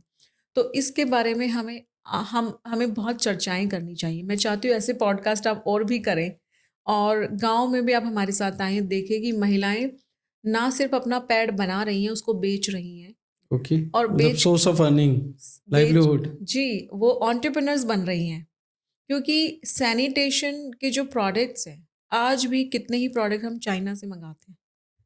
क्यों ना हम घर घर में छोटी छोटी यूनिट्स लगवाएं महिलाओं की, ताकि वो बनाना सीखें और आसपास के लोगों को, परिवार को भी लगे कि इससे तो इनकम भी हो रही है, बहुत इंपॉर्टेंट चीज़ है, और वो भी इंटरेस्ट लें, और वो कहीं ना कहीं डायरेक्टली इनडायरेक्टली पीरियड्स के टाइम पे अपने घर की महिलाओं को सपोर्ट करें सोशली। वो उनको और घर के काम में हाथ बटाएं, कि ठीक है आपको थोड़ी परेशानी है तो हम हाथ बटाएं। ऑफिस में उनको वर्क फ्रॉम होम की फ्लेक्सिबिलिटी हो, और जब मैं लोगों को बोलती हूँ कि आप लोग मुझसे पूछते हैं आप इस पे क्या कहेंगे कि महिलाओं को मंदिर में जाना रिस्ट्रिक्टेड है हम्म। पीरियड्स के टाइम पे, तो मैं कहूँगी देवी मंदिर में क्यों जाए, वो तो स्वयं देवी है। वो तो आपके घर में ही है। पीरियड्स के टाइम पे हम स्वयं देवी हैं। आप हमें अच्छा खाना खिलाइए, हमारी पूजा कीजिए ताकि आपका घर आगे ठीक-ठाक चले। बहुत बढ़िया बात की आपने। तो अब मेरे एक हमारे ही ऑफ़िस से एक व्यक्ति साउथ कोरिया गए थे। तो उन्होंने बताया, मैं हैरान था, हर जगह sanitary napkins vending machine available थी and it was all digitize कि आप ईज़िली एक्सेस कर सकते हैं। Very nice. तो जब हम बात करते हैं नारी सशक्तिकरण की, भारत में हम नारी को किस रूप में देखते हैं? देवी के रूप में। हम उसकी पूजा करने के रूप में देखते हैं। तो जब हम जिसकी पूजा करते हैं उसको तो हम बेस्टेस्ट चीज़ें ऑफ़र करते हैं। करेक्ट। लेकिन आपके कहने और करने में फ़र्क है। आप एक तरफ तो देवी कह रहे हैं और उसको बचा-कुचा खाना दे रहे हैं, जानवरों के साथ बाँध के रख रहे हैं, पीरियड्स के टाइम पे उसको भूखा रख रहे हैं, पीरियड्स के टाइम पे उसके साथ भेदभाव किया जा रहा है। तो हम सबको अपने घरों में ये प्रैक्टिस लानी होगी कि हमारे घर में जो महिलाएँ हैं पीरियड्स के टाइम पे और अदरवाइज़ भी, हम उनके साथ बातचीत करें, सपोर्ट करें। तो आप देखिए वो जब इतने स्ट्रेस में इतना कर परफ़ॉर्म कर पाती हैं, तो जब आप उनको सपोर्ट करेंगे तो वो आपका घर कितना और सुंदर बनाएँगी। तो प्राची जी, मतलब आपसे इतनी सारी मैंने जानकारी ली है, आप सोशल वर्कर हैं, समाज के लिए इतना कुछ कर रही हैं, लेकिन मेरे सभी दोस्त जानना चाहेंगे कि how Prachi Kaushik has started her work, क्यों उनको इस फील्ड में इंटरेस्ट आया? कोई पीछे से कोई कारण स्पेशल, क्योंकि हर किसी का पैशन होता है। अगर मैं मीडिया में हूँ, तो मेरा अपनी एक कहानी है, मेरे को खुद पैशन है उस चीज़ का। सो आपको कैसे आया वो सब? और क्या चैलेंजेज़ आपने फील्ड में फेस किए? क्योंकि आप आज जब शुरू करते हैं तो ज़ाहिर-सी बात है कुछ चैलेंजेस तो आते ही हैं, तो क्या-क्या चैलेंजेस आपने फेस किए? अ, शैलेश जी, ये 22 साल का अनुभव है, जो मैं 2 मिनट में कहना चाहूँगी कि जब मैं एज़ अ गर्ल चाइल्ड जब मैं ग्रो हो रही थी, तो मुझे पीरियड्स के बारे में कोई जानकारी नहीं दी गई। मेरे फर्स्ट पीरियड्स के बारे में मुझे बहुत ही स्ट्रेसफुल फ़ील कराया गया और आस-पास महिलाएँ बात करती थी माँ के साथ कि अब ये बड़ी हो गई, सयानी हो गई। तो उस बात से मुझे ये डर था कि कहीं ये मेरी शादी तो नहीं कर देंगे अब, क्योंकि सयानी हो गई लड़की मतलब शादी कर दो। और पहले होता भी ऐसा था, पहले पीरियड्स लेट ही आते थे। अभी तो से 6th और 5th स्टैंडर्ड की लड़कियों को पीरियड्स आ रहे हैं। हमारे टाइम में 10th 11th तक भी आते थे। तो एक तो ये था कि ये है क्या? मेरी खुद का एक क्यूरियोसिटी थी, खुद का एक संशय था जो मैं जानना चाहती थी। फिर दूसरा, जो महिलाओं को एक सेकेंडरी जेंडर क्यों समझा जाता है? जस्ट बिकॉज़ पीरियड्स हमें आ रहे हैं, या हम फिज़िकली कमज़ोर हैं, या हम क्या कुछ क्या नहीं कर सकते हैं। तो कहीं न कहीं मुझे ये इंटरलिंक जो है ये करना था कि ऐसा कुछ नहीं है। हमारे पास तो एक अलग से पावर है, periods, menstruation. We having this base. जिन घरों में महिलाओं को बहुत ही प्रताड़ित किया जाता है, डोमेस्टिक वायलेंस के शिकार है, उनको भी जब वो गर्भवती होती है उनको भी अच्छे से लालन-पालन किया जाता है। और पीरियड्स की वज़ह से तो ये सब वैल्यू है। तो मेरी ये थी खोज कि मैं सही जो तथ्य है वो पता करूं और समाज तक उसको लेकर जाऊं, और जो मैंने भी फील किया, वो ट्रॉमा, वो स्ट्रेस। और आप सोचिए कि जब बोर्ड के एग्ज़ाम्स हैं, जब आपके पीरियड्स हैं, जब शुरू हुए हैं लड़कियों को, तो कितनी लड़कियां नहीं परफॉर्म कर पाती हैं। आपने देखा होगा रिजल्ट में हमेशा लड़कियां आउट नंबर करती हैं लड़कों को। लेकिन कितनी ऐसी चीज़ें हैं जो पीरियड्स की वजह से, जो नंबर्स हम नहीं बता पा रहे हैं, वो स्कूल नहीं जाती हैं, वो ड्रॉप आउट्स हो जाती हैं, उनकी शादियां कर दी जाती हैं। तो इतने बहुत सारी चीज़ें हैं। पीरियड सिर्फ ये 3 या 5 दिन ब्लड आना नहीं है, या सैनिटरी नैपकिन बांटना नहीं है। ये बहुत बड़ा विषय है वुमेन एम्पावरमेंट का। तो मैंने ये शुरुआत इस तरह से की जब मैं 16 साल की थी। तो मेरी ऐसी आर्थिक स्थिति नहीं थी कि मुझे सब कुछ पका-पकाया मिले। मेरे सामने चैलेंज थे, शादी कर लो, अर्ली मैरिज, या लड़ाई करो पढ़ाई के लिए। तो मैंने अर्ली मैरिज को रिफ्यूज़ किया। When I pass my 12th standard I was 16, तो मेरे पेरेंट्स शादी करना चाह रहे थे। आई रिफ्यूज़्ड इट कि मेरे को नहीं करनी है। पढ़ाने के लिए पैसे नहीं थे तो मैंने ट्यूशन पढ़ाना शुरू किया और ट्यूशन पढ़ाते-पढ़ाते मैंने अपनी ग्रेजुएशन दिल्ली यूनिवर्सिटी से की, मास्टर की। मैंने स्वयंसेवी संस्थाओं के साथ मिलकर काउंसलिंग करना सीखा, अवेयरनेस प्रोग्राम चलाए और फिर मैंने एक दिल्ली गवर्नमेंट का प्रोजेक्ट था जो the then chief minister Sheila Dikshit ji ने चलाया था, मिशन कन्वर्जेंस, सामाजिक सुविधा संगम, जिसमें सभी डिपार्टमेंट्स अपने कन्वर्ज करके स्कीम्स को लोगों तक पहुंचाते थे। तो उसमें मैं एक ऑफिसर बनी। उसमें मैंने जो एग्जीक्यूटिव्स और पॉलिसी इम्प्लीमेंटेशन का जो गैप है वो समझा, ग्राउंड डायनामिक समझे कि पॉलिसी बहुत है, लेकिन ग्राउंड पे नहीं है, धरातल पर नहीं है, इसलिए महिलाओं की ऐसी स्थिति है। तो वहाँ से ये सब शुरू हुआ और फिर मैंने जब उस गवर्नमेंट सेक्टर की जॉब को भी रिज़ाइन किया, तो आई फाउंडेड व्योमनी कि अब इससे भी बड़ा कुछ करना है और इसी कारण से मैंने आपको नंबर दिया कि मैं अकेली एक छोटी-सी टीम के साथ 30 लाख महिलाओं को अवेयर कर सकती हूँ, तो सरकार तो कुछ भी कर सकती correct. But you are still spinster, हाँ? है। Yes. Why is it so? मैं अपना जीवन समाज के काम में और देश में लगाना चाहती हूँ और ये माटी मेरा सिंदूर है और मैं इस देश के लिए ही काम करना चाहती हूँ। तो इसलिए मैंने शादी नहीं की। बहुत बड़ी बात है, बहुत बड़ी सोच है in fact. Thank thank you. You so much. बस इतनी मेरी कोशिश है कि मैं जो प्रयास कर रही हूँ उससे अधिक से अधिक महिलाओं के जीवन में बदलाव आए और भारत अपनी उस वैदिक संस्कृति, वैदिक scientific way of living, Hinduism way of living को जो है वो वापस प्राप्त करे। रिवाइव कर पाए। यस। एक आपने बात करी कि आप सपोर्ट देते हैं, आप काउंसलिंग करते हैं मेनोपॉज जब आता है, तो ये भी मेंस्ट्रुएशन साइकिल का ही एक हिस्सा है, एंड ऑफ दैट साइकिल। तो वहाँ पे किस तरह की सपोर्ट की ज़रूरत है हमारी जो लेडीज़ हैं उन लोगों को, क्योंकि अल्टीमेटली एक बहुत बड़ा वर्ग है वो अचीव्स मेनोपॉज, तो उसके बारे में आप किस तरह से हेल्प करते हैं? देखिए, जितना इम्पोर्टेंट लड़कियों को पीरियड शुरू होने पर क्या ध्यान रखना बताना ज़रूरी है, उतना ही इम्पोर्टेंट है महिलाओं को जब पीरियड्स समाप्त हो रहे हैं, मेनोपॉज हो रहा है, तो उसके बारे में, क्योंकि अनइवन ब्लीडिंग होती है, इरेगुलर ब्लीडिंग्स हैं, धीरे धीरे एक हार्मोन कम होता है, एस्ट्रोजन जो है, जो बाकी बहुत सारी चीज़ों के लिए इम्पॉर्टेंट है। तो जब हमारे पीरियड्स समाप्त होते हैं तो एक हार्मोन भी हमारा बंद होता है। तो हमें योगा, एक्सरसाइज और फिटनेस पे बहुत ज़्यादा ध्यान रखने की आवश्यकता है, जो क्योंकि जो चीज़ हमें नेचुरली मिल रही थी कहीं ना कहीं वो थोड़ी कम हो गई है।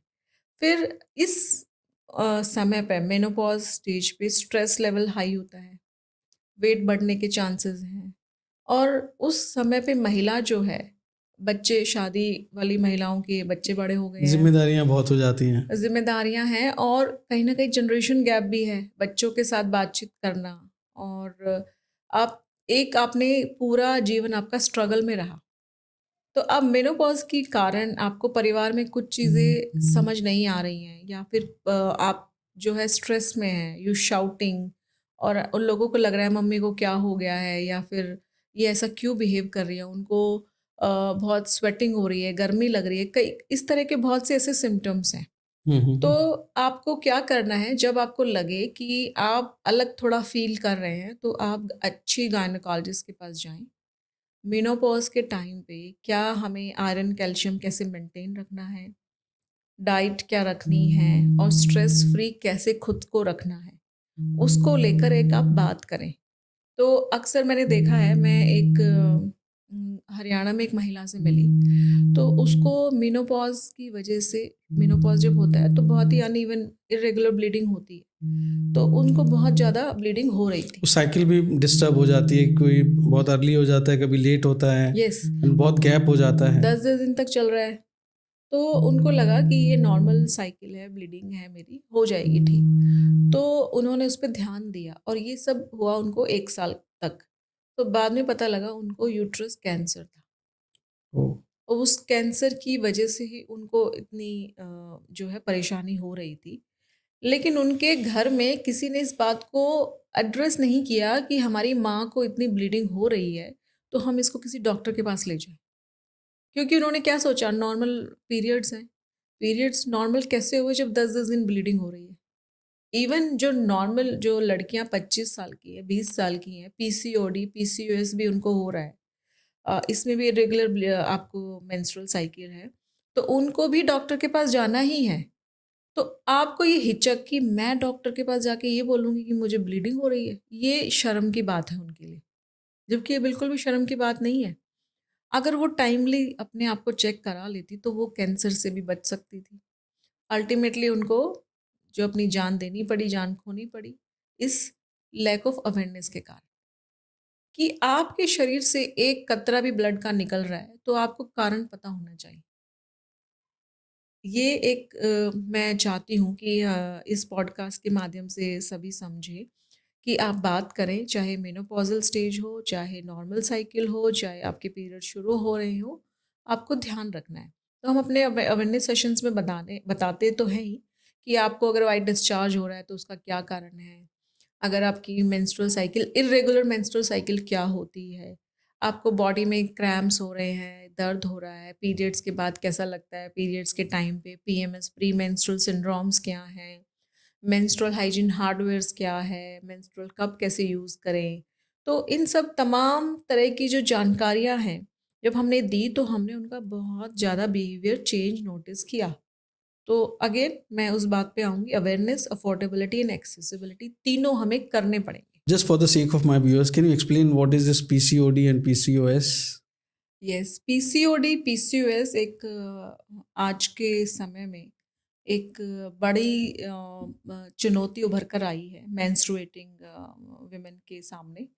ये है क्या, आसान भाषा में आपको मैं बताना चाहूँ, जी, हार्मोनल इम्बैलेंस। हार्मोनल इम्बैलेंस हो जाने से पीरियड्स जो मेंस्ट्रुअल साइकिल है वो इर्रेगुलर हो जाती है। रेगुलर मेंस्ट्रुअल साइकिल क्या होती है, 3 to 5 डेज और 21 दिन के बाद और 35 दिन से पहले। लेकिन जब पीसीओडी, पीसीओएस होता है लड़कियों को, महिलाओं को, तो उनकी जो मेंस्ट्रुअल साइकिल है वो ऑर्डर में नहीं रहती है। आसान भाषा में मैं जो कहना चाहूँगी, तो उससे रिलेटेड फिर और भी इश्यूज़ हो जाते हैं, जैसे uneven hair growth, diabetes, infertility, acne, तो ये सब दिखता है। तो अगर आप पीसीओडी, पीसीओएस जो है बहुत ही छोटी-सी चीज़ है, बहुत बड़ी नहीं है। तो अगर हम इसको गायनेकोलॉजिस्ट की मदद से और अच्छे लाइफ़स्टाइल के कारण हम इसको ठीक कर सकते हैं, तो ये समस्या सॉल्व हो सकती है। बट टाइमली इंटरवेंशन ज़रूरी है। टाइमली इंटरवेंशन और समझ आना चाहिए क्यों हो रहा है, क्योंकि आपको हेयर ग्रोथ अनइवन है, आप लेज़र करा रहे हो, वैक्सिंग करा रहे हो, लेकिन आप प्रॉब्लम नहीं समझ रहे हो क्यों हो रहा है। आपको डायबिटीज़ हो रही है, इनफर्टिलिटी है, एक्ने आपका नहीं जा रहा है, कुछ ऐसे सिम्पटम्स हैं, बड़ी मेडिकल भाषा में तो बहुत सारी चीज़ें और भी हैं। तो अगर हम आम लड़की को ये बताना चाहें कि अगर आप ऐसा फ़ील कर रहे हैं, तो तुरंत डॉक्टर के पास जाइए। आप उनको अपनी समस्या बताइए। 3-3 महीने में एक बार पीरियड्स आना, 6 महीने में आना, 2 महीने के बाद आना, it's not good. It we call it मासिक चक्र। इसकी एक जी। साइकिल है। वो होनी चाहिए 21 दिन के बाद और 35 दिन से पहले। और 3 टू 5 डेज़, 6-7 डेज़ भी किसी को होता है, तो बहुत ज़्यादा हेवी ब्लीडिंग नहीं है, चलता है। और ब्लड जो है 50 ml टू 80 ml होना चाहिए। उससे ज़्यादा है तो आप डॉक्टर से बात कीजिए। तो ये ज़्यादा क्यों बढ़ गया है? हमारा जो लाइफ़स्टाइल है, ईटिंग हैबिट्स हैं, पैक्ड फूड खाने से, ये ज़्यादा इम्पैक्ट हमें कर रहा है और उसी का कारण है ग्लोबली फर्टिलिटी जो रेट है वो डिक्रीज़ हो गया है एंड पीरियड स्टार्ट होने का जो समय वो भी कम हो गया है और समाप्त होने का भी कम। तो ये सब जो क्लाइमेटिक चेंज है हम इनसे कलेक्टिवली लड़ सकते हैं, लेकिन पहले अपने ऊपर काम कीजिए। अपने घर में मैट बिछा के योगा कीजिए। अच्छा अपने किचन में जो है भोजन पकाइए, न्यूट्रिशन लीजिए, ये हमारे हाथ में है। तो हम इतना तो कर ही सकते हैं। तो करेक्ट। आज का जो बच्चा है, आजकल की जो जेनज़ी हैं, ये फ़ास्ट फूड और इस तरह के जो भोजन है, इस तरह की चीज़ें जो ले रहे हैं ज़्यादा, तो उनको अवेयरनेस भी होनी चाहिए कि they can disturb your hormonal balance. तो यही बस पीसीओडी, पीसीओएस के बारे में है। तो एक आपने कहा कि अभी जो इस तरह के मुद्दे हैं वो फीमेल हेल्थ के जो मुद्दे हैं, सैनिटेशन के जो मुद्दे हैं, वो प्राइमरी हेल्थ केयर का हिस्सा नहीं है। तो आपने कभी सरकार के साथ इस इशू को पुट अप किया है? क्या एड्रेस करने की कोशिश की है? क्या सरकार इस चीज़ को गंभीरता से नहीं ले रही, या उनको लगता है कि नहीं ये आप में और उन दोनों के जो थिंकिंग है उसमें बहुत डिफरेंस है, तो कहीं सिंक नहीं कर पा रहे हैं? How do you feel about it? हाँ, देखिए मेंस्ट्रुअल हाइजीन पॉलिसी स्कूल्स के लिए तो पास हुई, तो सभी तो मेंस्ट्रुएटिंग वुमेन स्कूल में नहीं है, लड़कियां करेक्ट। नहीं है। अभी भी एक अच्छा खासा नंबर है जो नॉन स्कूल गोइंग है। फिर ऑफिस में जाने वाली वर्किंग वुमेन के अलग चैलेंजेस हैं।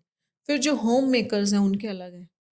तो जब हम इसको प्राइमरी हेल्थ का हिस्सा और मैं तो कहता हूँ लेबर क्लास, हमारी महिला वर्ग बहुत बड़ी लेबर क्लास भी है, वो काम करती हैं, मजदूरी करती हैं, मैं आप खेतों में करती हैं, घर बनाती हैं, वो कहाँ मजदूरी नहीं कर रही हैं। जो ऑफिस में जाती हैं वो तो बहुत कम है, शायद स्कूलों में पढ़ने वाली भी कम है। और मैं तो कहता हूँ कि वो घर भी संभाल रही हैं, वो बच्चे भी संभाल रही हैं, और वो इतनी हार्ड वर्किंग है कि वो आपकी रोडें बना रही हैं, वो आपकी बिल्डिंग्स बना रही हैं, सरकारी इमारतें बना रही हैं। ये इनके लिए कौन सोचेगा? जी, इनके लिए हम ही सोचेंगे, सरकार सोचेगी। और जैसा कि आपने कहा, हम लगातार पॉलिसी लेवल पर भी सरकार के साथ एडवोकेसी करते हैं। और हम उनको ऐसे डॉक्यूमेंट्स एविडेंस देते हैं कि यहाँ पर इंटरवेंशन की ज़रूरत है। तो अगर प्राइमरी हेल्थ केयर में लाना है तो उसके लिए क्या करना है? देखिए, प्राइमरी हमने already menstrual hygiene policy for all menstruating women propose की हुई है, तो उस पर बातचीत चल रही है।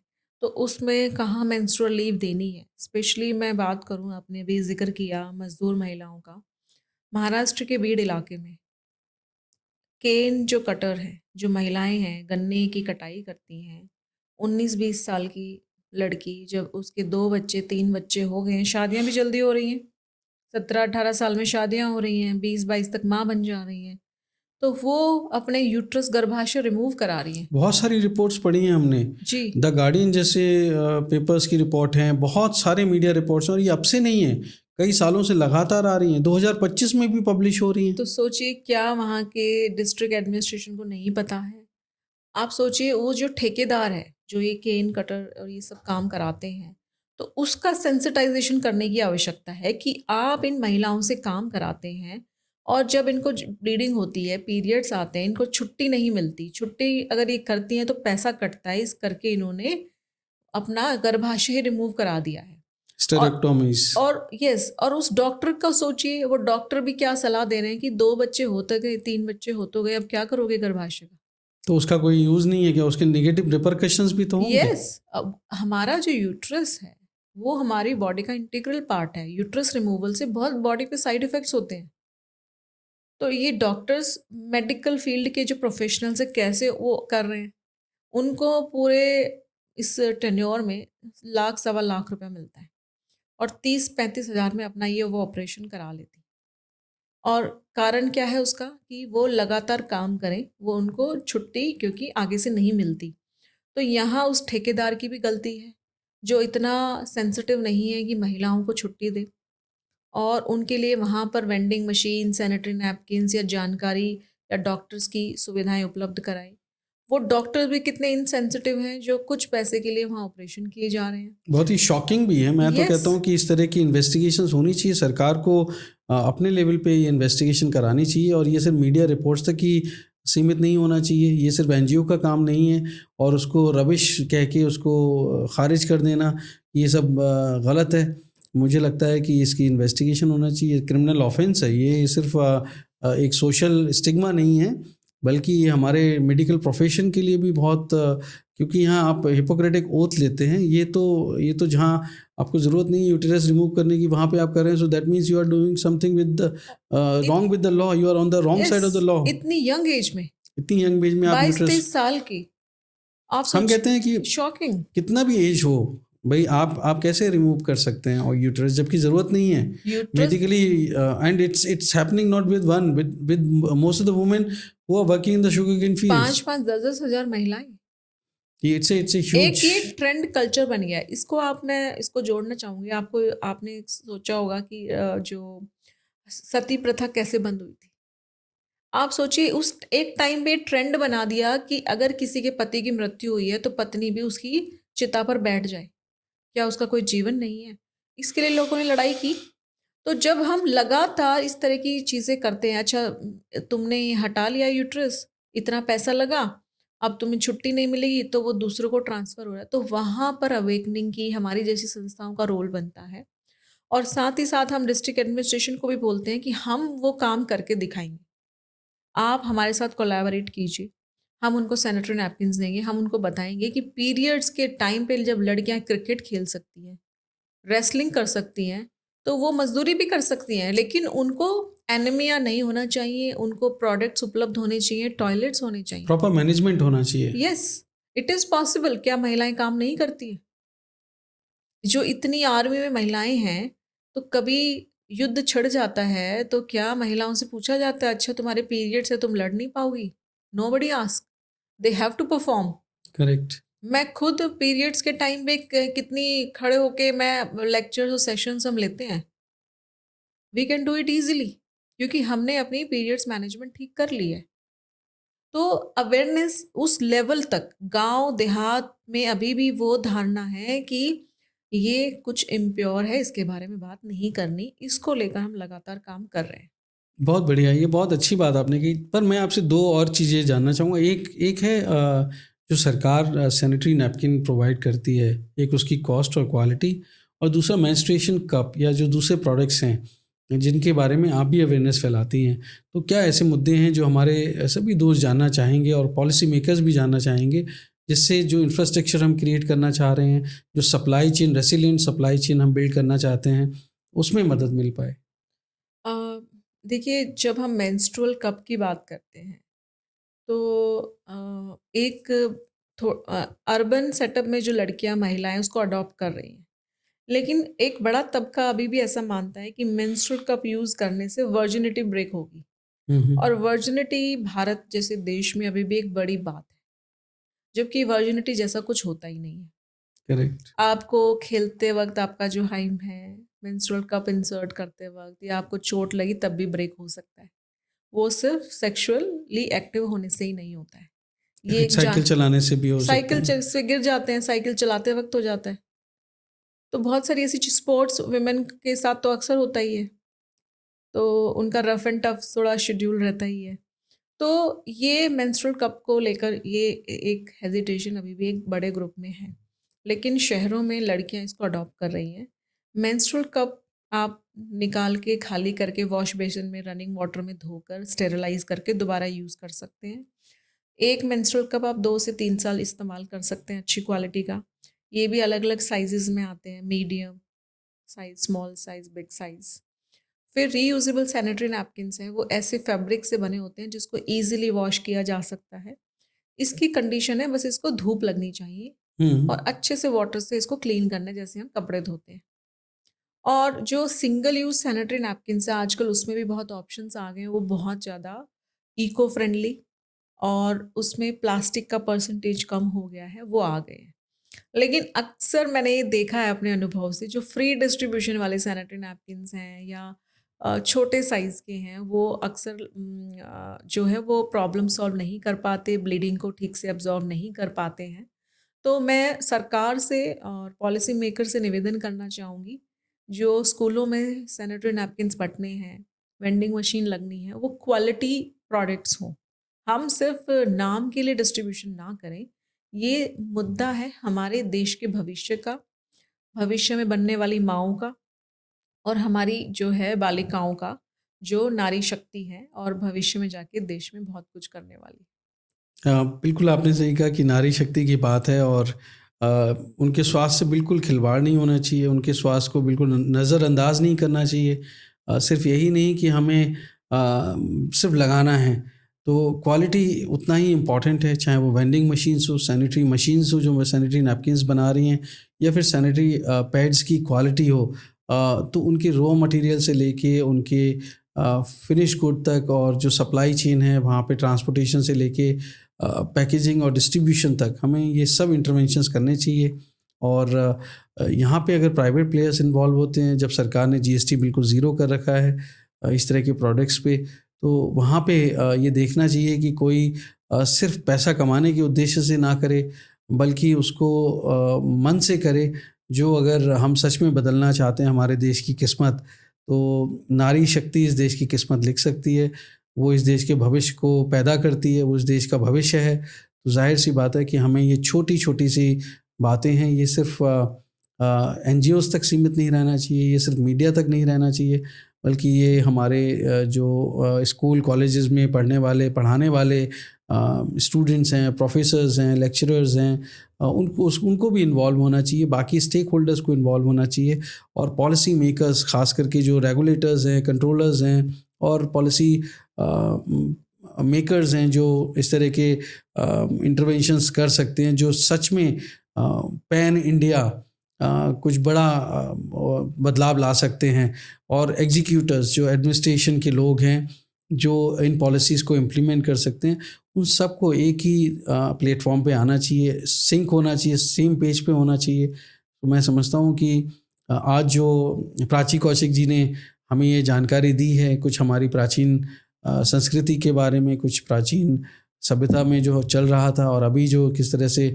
भ्रांतियाँ फैली हैं, उस सब के बारे में बताया, और ख़ास करके जो मुद्दे उन्होंने मीनोपॉज और यूट्रस रिमूवल से लेकर भी बताए हैं, उस पर भी एडमिनिस्ट्रेशन को, सरकार को गंभीरता से पॉजिटिवली लेना चाहिए, बिकॉज़ हम मानते हैं कि जब हम किसी समस्या से रूबरू होते हैं तो वो समस्या का हल ज़रूर ढूंढना चाहिए, और ये हमारे महिलाओं की बात है, उनके स्वास्थ्य की बात है, देश के भविष्य की बात है। तो ये ज़रूर हमारे देश की सरकार, हमारे राज्य सरकारें और ये पॉलिसी मेकर्स भी समझेंगे। तो प्राची जी, आपने मुझे इतनी सारी जानकारी दी, मेरे व्यूअर्स को इतना अवेयर कराया, इनफैक्ट बहुत सारी ऐसी जानकारी थी जो शायद मैं भी इतना परिचित नहीं था उससे। So grateful to enhance our knowledge, और मैं समझता हूँ कि आप सभी लोग इस पॉडकास्ट को शेयर करिएगा, जिससे ये ज़्यादा से ज़्यादा लोगों तक पहुँचे। बहुत बहुत धन्यवाद आपका। धन्यवाद। Thank you so much.